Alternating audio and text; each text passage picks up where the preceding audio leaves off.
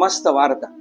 એક દીકરી જેની વિદાય વખતે એની માં એને કહે છે કે દીકરી, મેં તને આખી જિંદગી બધું શીખવાડ્યું, હવે છેલ્લે મારો એક જ ઉપદેશ યાદ રાખ કે તું પારકે ઘરે જા ને, ત્યાં કોઈ દિવસ તું કોઈની સામું ન બોલતો.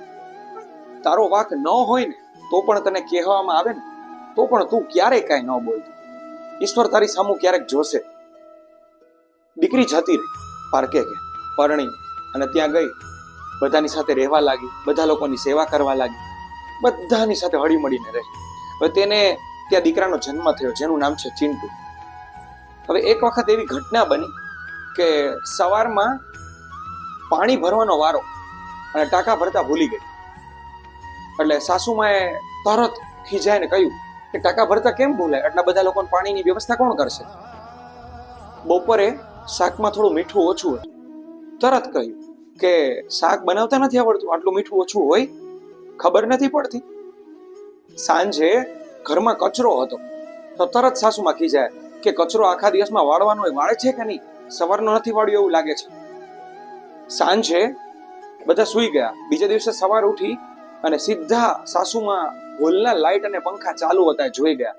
તરત કહ્યું કે આ બિલ મફત આવે છે, આ લાઇટ મફત થાય, આ બધું કોણ ધ્યાન રાખશે? પેલી હવે બધું સાંભળી લીધું પેલી દીકરી, કારણ કે બહુ સંસ્કારી અને ડાય હતી. બીજા દિવસે છે ને ચિંટુ એના દાદીમા પાસે બેઠો હતો અને કહે, દાદીમા મારે તમને એક વાત કહેવી છે. તમને યાદ હોય તમે મમ્મીને છે ને પેલું ટાંકા ભરવા માટેનું કીધું હતું, એ ખરેખર મમ્મી નહીં કાકી ભૂલી ગયા હતા ટાંકો ભરવા માટે. બપોરની રસોઈ છે ને એમાં મમ્મીએ તો ખાલી દાળ અને રોટલી બનાવી હતી, શાક છે ને કાકીએ બનાવ્યું હતું, એનાથી ભૂલમાં મીઠું ઓછું હતું.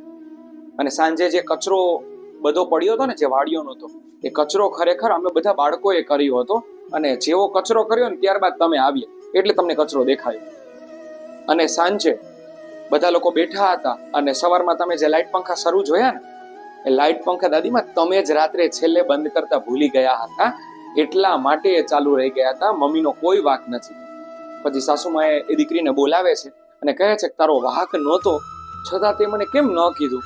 ત્યારે સાહેબ એ દીકરી ખાલી એટલું જ કહે છે કે મને મારી માએ એવું કીધું હતું કે આજ તો શું, કોઈ પણ દિવસે કદાચ તારા સાસુ સસરા કે તારા માતા પિતા જ છે એ તને કોઈ દિવસ કાંઈ કહે ને, ભલે તારો વાંક ન હોય તો પણ કોઈ દિવસ સામું ન બોલે. આ ઘટના આપણને ઘણું શીખવે છે કે સારા ઘરની દીકરીના સંસ્કાર આ જ હોઈ શકે, બીજા કોઈ ન કહી શકે. જો વાત ગમી હોય તો લાઈક, શેર, સબસ્ક્રાઈબ કરો. Thank you.